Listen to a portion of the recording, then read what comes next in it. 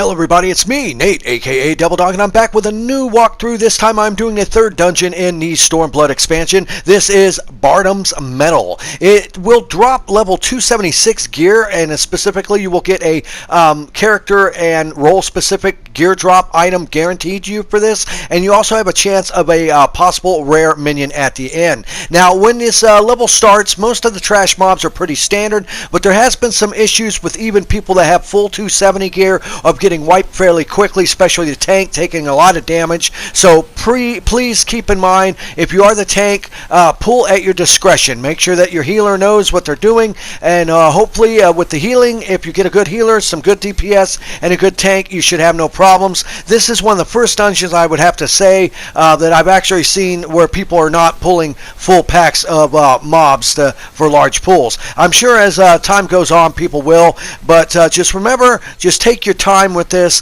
and you'll get through these random issue trash mobs to your first boss. Now, as you go along, you'll come across several different enemies. None of them are really that special. You also come across some weird statue guys and everything like that. They don't do really anything that special in terms of any really moves you want to look out for, other than they do hit hard, and if you get a large amount of them to actually show up with your aggro, it can cause a lot of suffering for you and your party, and a lot of work out of the healer. So just keep that in mind as we get to our first boss.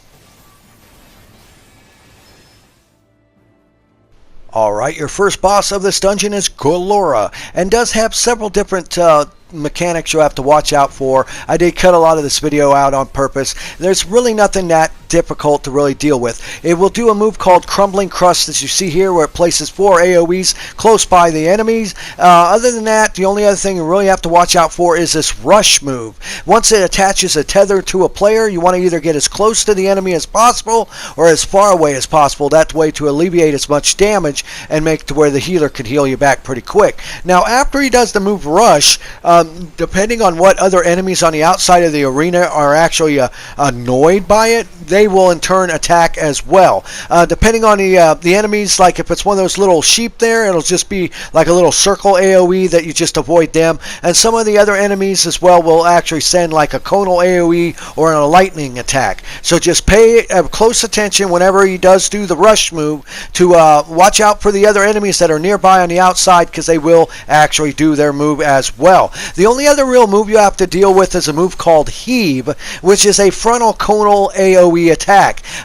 Pretty much just stay behind him and not in front of him when he goes to cast Heave, and that's really the only thing you'll have to deal with. So just remember, you got your Crumbling Crust, which is 4 small AoEs around the boss, Rush, which will tether a character and bum rush them, and Heave, which is a frontal conal AoE blast. As long as you just pay attention and avoid those moves, you'll be fine and be able to defeat Galora no problem and get on with the next part of the dungeon.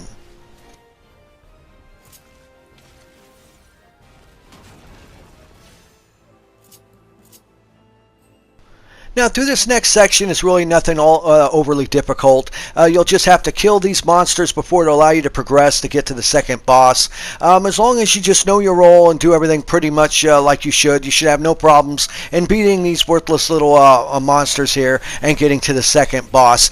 Just keep in mind that unlike some of the other parts of the levels here, you have to defeat each group before it will open the path to allow you to get through. Other than that, that's about it, and it's on to the second boss.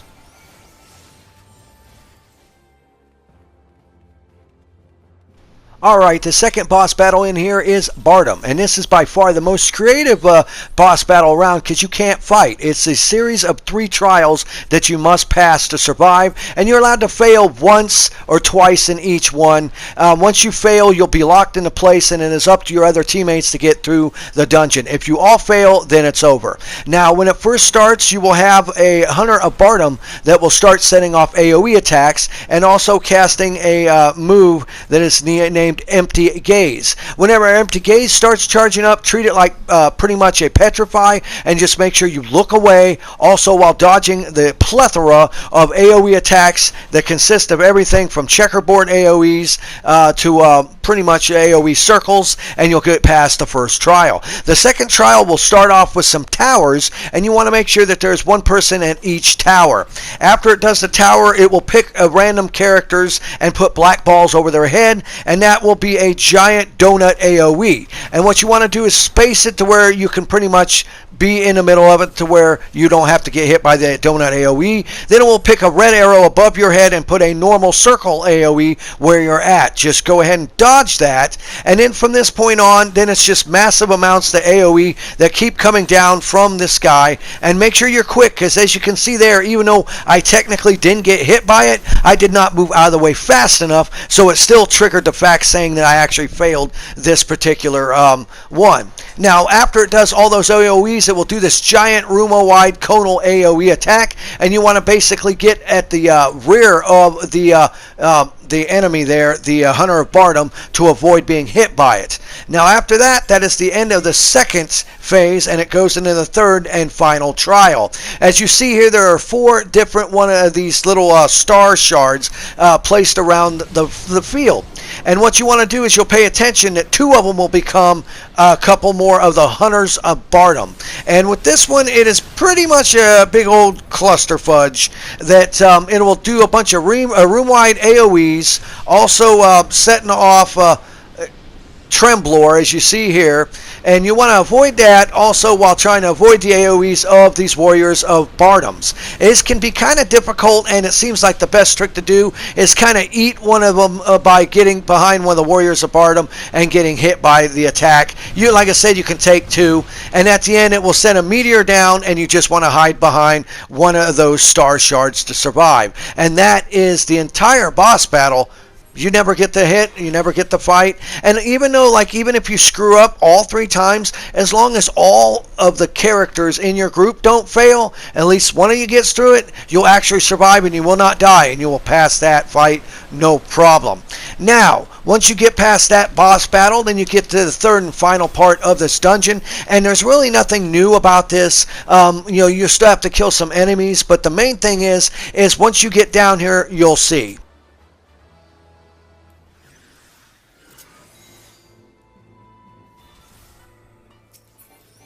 The only real difference with this part is you'll see these giant stone balls that roll down the path. And all you need to do is, if you're the tank, pull the enemies off to the side and kill them there. Just stay out of the path of the big giant stone balls that roll past and avoid being crushed by them, and you'll be fine. They will not change the way they roll straight each time. So as long as you just pull the enemies off over to the side and burn them down and kill them, you'll have no problems. You won't have to deal with the giant balls. And now it's on to the third and final boss of this dungeon.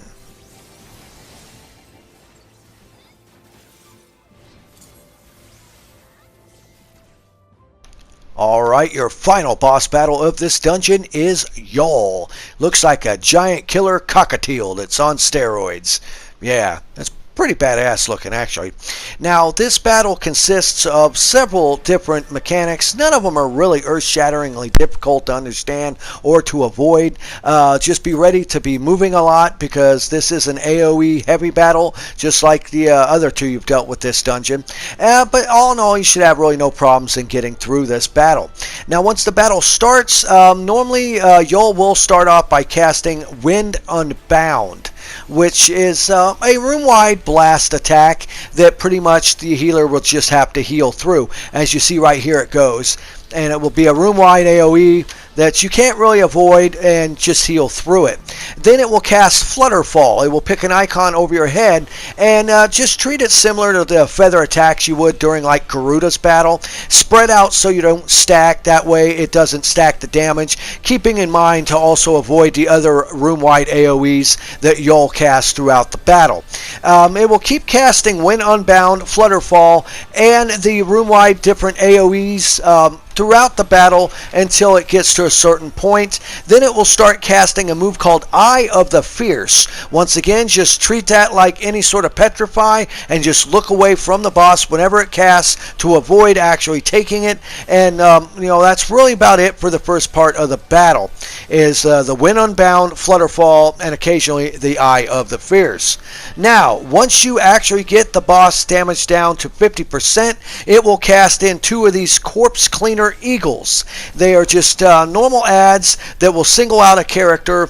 Naturally, if it singles out the healer, burn that one down first. Normally the tank can get the aggro on them, but I have seen it to where it does seem to want to go after the healer for one reason or another. So whatever one is on the healer, burn that one down first. Naturally, throughout the battle of killing the Corpse Cleaner Eagles, you will have to deal with the AoE blast throughout the arena as well. After you are successful at killing both these Corpse Cleaner Eagles, then the boss will come back and continue its battle like it was going the first time. With 10% of its life left, the boss will go into the center of the arena and become invincible. The only thing you can do is attack its wings one by one. Pick a wing, stick with it, burn it down, and then move to the next and defeat them as fast as possible. Now, while you're in this stage, it will constantly cast these AoEs that will appear around the outside of the arena, and while also attaching flutterfalls on you as well. So you have to try to space away from the other people to avoid the feather attacks, and will also pick a character and attach wing heat on them. When it does that, wing heat will be a knockback effect. So try to space yourself in a way to where you won't get knocked back into the AoE. Now just keep that in mind as you burn down its wings as fast as possible. Once you burn down both wings, it will go back into the final phase of the battle. But this by far is the hardest part of the battle, and this is really not that difficult. Just keep in mind to avoid going to the outside of this arena during the time. Try to space yourself away from the other players whenever they cast Flutterfall on you. And if you see that weird bluish green icon over your head, that means you've been chosen for wing heat, that it will knock you back. So just keep in mind to try to space yourself away from the room-wide AoE on the outside, and you'll be fine. Once you burn down both wings, it will go back into the final part of the battle, which has no new mechanics at all. It'll just consist of the same stuff repeated over: room-wide AoEs, Flutterfall, and of course also your other attacks as well, your blast attacks, and also the gaze attacks. As long as you just deal with that and burn them down, you'll have no problem in beating the third and final boss of this dungeon and getting a really sweet custom loot item for you, and maybe, just maybe, get that super rare minion. This is Nate, aka Devil Dog, and I want to say thank you for watching this video. Please subscribe, and remember, the devil is in the details. Peace out.